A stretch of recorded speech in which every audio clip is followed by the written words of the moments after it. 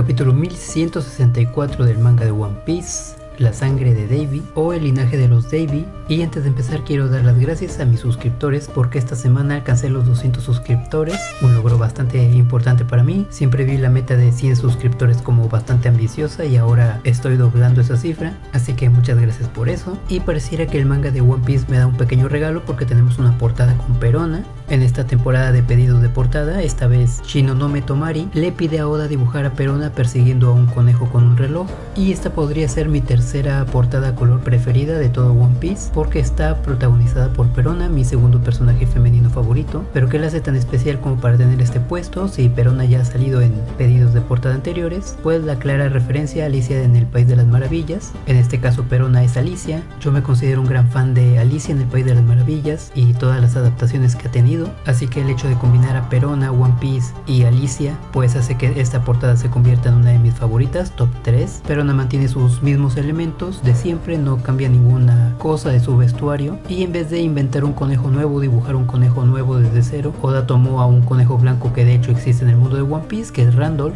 El fondo de esta portada pues es una referencia a Alicia en el País de las Maravillas. Podríamos pensar que es Whole Cake, los bosques seductores, pero realmente no, por el suelo cuadriculado, el castillo de fondo y pues otros elementos por ahí que nos dicen que no es Whole Cake. También podemos ver dos fantasmas con orejas de conejo para ambientar un poco más la portada, y pues Perona está persiguiendo a Randolph no por el mismo motivo que Alicia, que era la curiosidad, sino porque Randolph se parece a Mihawk en el sombrero y un poco en la ropa, así que podríamos decir que Perona se confundió y está persiguiendo a Randolph pensando que es Mihawk. Y empezamos este capítulo con el Domi Reverse de Shebek, como se quedó en el capítulo anterior. A pesar de que el proceso ya inició y ya se le pueden ver claramente los colmillos, pues sigue teniendo un control mayoritario sobre su voluntad, el suficiente para iniciar una discusión con Imu, que es bastante interesante, empezando por el hecho de que revela que Davy D. Jones fue el antiguo rey del mundo, posiblemente antes que Imu. No nos dan fechas, así que no podemos situarlo temporalmente en algún punto específico de la historia de One Piece, pero hay que recordar que Davy Jones pues tenía la apariencia 100% de un pirata, y hay que recordar también que Joy Boy fue considerado el primer pirata, así que bajo esta lógica pues Davy Jones no podría haber sido rey del mundo antes de la aparición de Joy Boy. Oda le inyecta más importancia a la figura de Davy Jones, ya no es el legendario pirata que fue maldito y fue condenado a permanecer en el fondo del océano, sino que ahora fue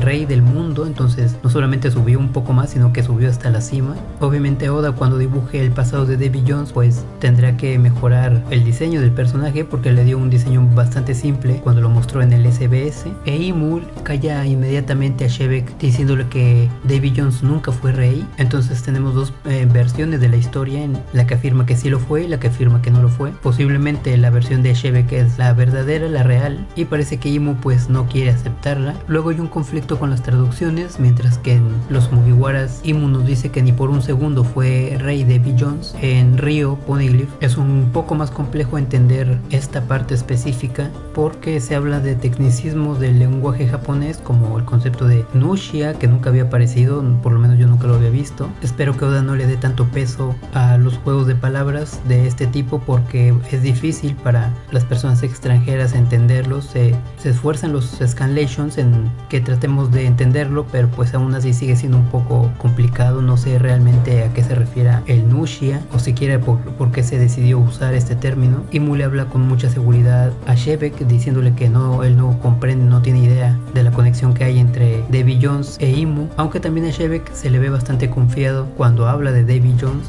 Después se menciona la voluntad de Davy, que por un momento pensé que aclararía el tema de la D y que la D sería de Davy, pero no tiene sentido porque Davy D. Jones ya tiene la D en su nombre, así que seguimos en las mismas. E inclusive Shebek encuentra un momento para hacer aún más retador contra Imu, preguntándole que a quién le teme más, si a Davy D. Jones o a Joy Boy. Y aquí algo bastante curioso que me llamó mucho la atención, y es que se habla de Davy Jones y se habla de Joy Boy, pero no se habla de Nika. Se sobreentiende que tanto Davy Jones como Joy Boy son contrarios, enemigos, opuestos de Imu, pero al no nombrarse referirse a Nika, pues nos dejan como en una especie de limbo en el que no sabemos si Nika fue responsable del fin del mundo en alguna ocasión. Y en este 1164, al poner a Joy Boy junto a Davy Jones y en contra de Imu, pues prácticamente Oda nos está haciendo pensar acerca de esta posibilidad de Nika. Imu también menciona que encontró a los gigantes, los describe como buenos soldados, obviamente lo son los mejores guerreros del mundo, pero me llama la atención que esto suena como si fuese muy reciente, como si se hubiese percatado de la existencia de los gigantes muy recientemente, lo que hace preguntarme por qué no trató de dominarlos siglos antes. De hecho, esta pregunta ya me la había planteado cuando Imu poseyó el cuerpo de Gunko para tratar de quedarse con los gigantes de Elbaf, y me parece bastante admirable que aún estando en el Domi Reversi, consumiendo su cuerpo y su voluntad, aún así Shebek tenga la preocupación de que no le pase nada al rey Harald, a pesar de que rompieron su amistad de una manera bastante brusca, pues aún así en este momento tan desesperante tiene un espacio para pensar en su bienestar, así que me gustó bastante esto. Y luego tenemos esta viñeta en la que Imu suelta a Shebek y él tiene este pensamiento de que va a desaparecer. Nos hace pensar en la desesperación de saber que tu conciencia está disolviéndose lentamente y que hay otra que está tomando ese lugar. Así debe sentirse el Domi Reversi, sobre todo para quienes luchan contra él, quienes tienen una voluntad muy fuerte como Shebek, ya que una persona normal pues perdería su conciencia muy rápidamente y casi ni lo notaría, pero en el caso de Shebek, al estar luchando contra el Domi Reversi, pues puede sentir más lentamente cómo va perdiendo la batalla y pues es muy angustiante. Y mientras veía esta viñeta, pues vi a Big Mom con Napoleon en la mano y no pude evitar pensar en Zeus y Prometheus, sobre todo en Zeus, quien viajó en la tripulación de Rox. Seguramente vio muchísimas cosas, tiene mucha información importante, y aunque no se ha visto que haya tenido presencia en God Valley, pues definitivamente Big Mom ya poseía a Zeus desde muy temprana edad, prácticamente desde que era una niña. Ella creó a Zeus y a Prometheus, así que las historias que puede contar Zeus son muchísimas, es mucha la información que puede aportar ahora a los Mugiwaras, sabiendo que Nami es la nueva dueña de Zeus, y posiblemente Oda esté cocinando algo con este personaje y la relación con todas estas figuras y acontecimientos del pasado, porque hay que recordar que después de la muerte, entre comillas, porque no se ha confirmado, de Big Mom,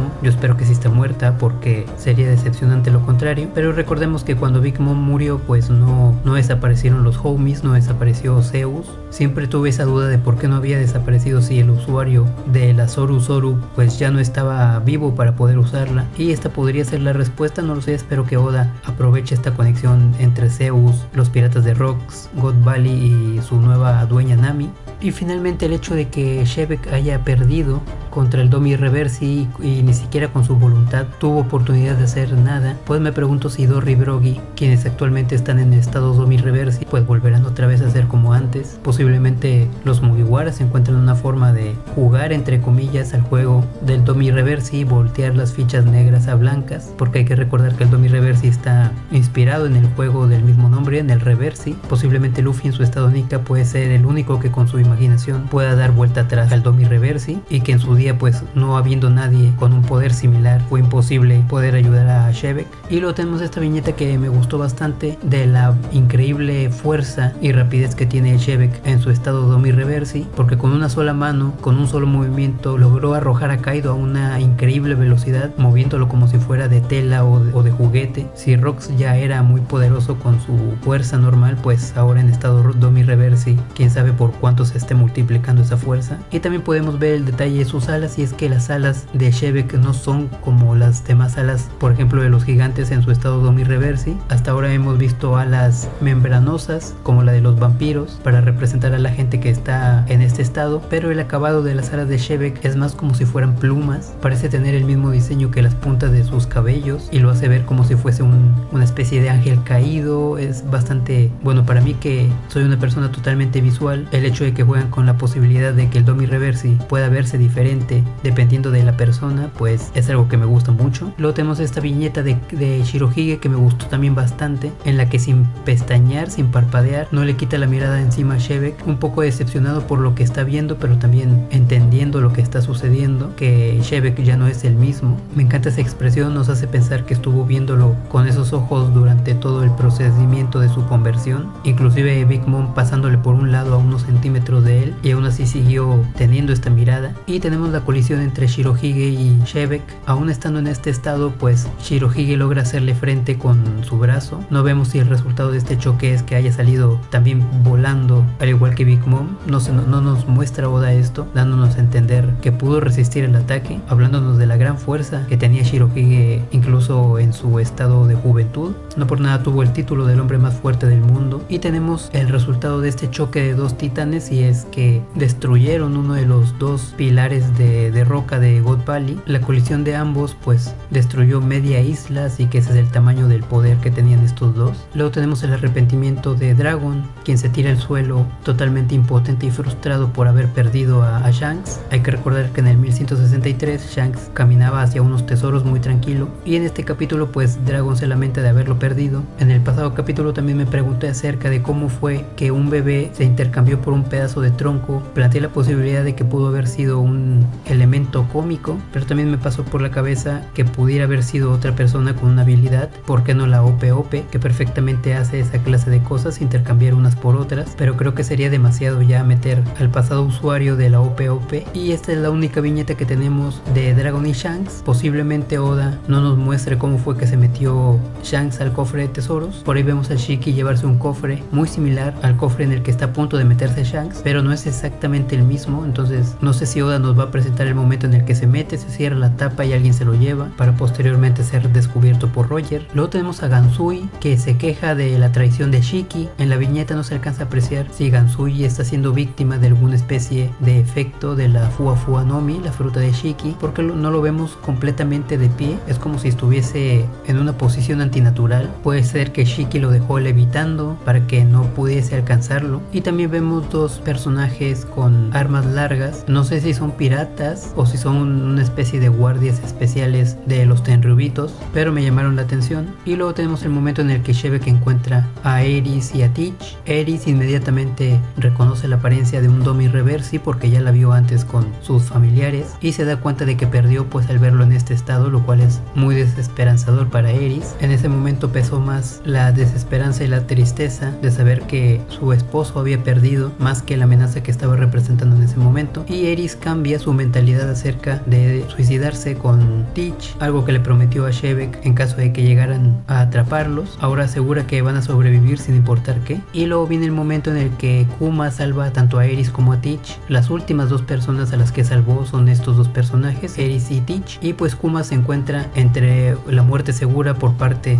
de Shebek, quien está lanzando un golpe con la espada que, sin importar que Kuma tenga un cuerpo muy resistente, seguramente lo mataría, y las balas de cañón lanzadas por la marina. No estoy seguro si Kuma sobreviviría a esto último, yo supongo que tampoco, y para este momento seguramente ya transportó a Iva y a Ginny al reino Sorbet, porque después de salvar a Eris y a Teach, pues Kuma se auto envía también al mismo lugar que sus amigos, siendo Kuma el mismo la última persona que salvó de God Valley. Y podemos decir que ahora Kuma tiene cierta responsabilidad de lo que le pasa al mundo por culpa de Kurohige. Nos hace pensar que si él no hubiese salvado a Eris y a Teach, pues no hubiese ocurrido la gran guerra en la que curiosamente también Kuma llegó a participar. Aunque si de alguna forma Teach logra encontrar redención en el futuro, pues entonces habría sido gracias también a Kuma. Y también me hace pensar en las personas que logró salvar y lograron hacer algo tanto bueno como malo. Estaría bien que esto se mostrara en alguna novela de One Piece, que obviamente esté supervisada por Oda. Y tenemos la batalla final de God Valley, Roger y Garp contra Shebek en estado Domi Reversi. Sabíamos perfectamente que esta batalla se iba a dar desde que Sengoku nos contó la historia de God Valley, pero nunca pensamos que sería contra un Shebek demoníaco. No sabría decir en qué lado de la balanza hay más fuerzas, si del lado de Shebek, que de por sí ya era un monstruo, pues ahora con su estado Domi Reversi lo es más, o si de Garp, el héroe de la marina, de quien muchos Rocks huyeron despavoridos, y Roger, el futuro rey de los piratas en su plena juventud. La última batalla de God Valley está por empezar y posiblemente la recta final de este flashback, que según yo tiene que regresar después de God Valley a la muerte del rey Harald. Y finalmente tenemos las lágrimas de desesperación de Shebek, quien aún conserva un mínimo de su voluntad, lo suficiente para pedirles de manera misteriosa a Garp y a Roger que acaben con él, aunque estos dos personajes ya lo estaban buscando por el caos que estaba haciendo. Parece que se está comunicando de manera telepática, un poco como el concepto acto de escuchar la voz de todas las cosas. También podría ser un acto milagroso o de romance extremo, en la que la última voluntad de Shebek traspasa todas las fronteras de lo lógico y logra comunicarse de manera telepática, sin tener ningún tipo de Akuma no Mi o de poder, simplemente con su pura voluntad. Ojalá que sea esto último. Y pues nos estamos despidiendo de Shebek, uno de los mejores personajes de todo One Piece. Tengo la esperanza de que los últimos segundos de Shebek sean emocionalmente muy impresionantes, como Oda acostumbra hacer, porque sentí el Domi Reversi demasiado rápido. Aún espero que Oda meta una carga emocional muy grande para este personaje, que se lo merece sin duda. Y pues eso es todo lo que más me ha gustado de este 1164, lo que más me ha llamado la atención, y esperar el siguiente.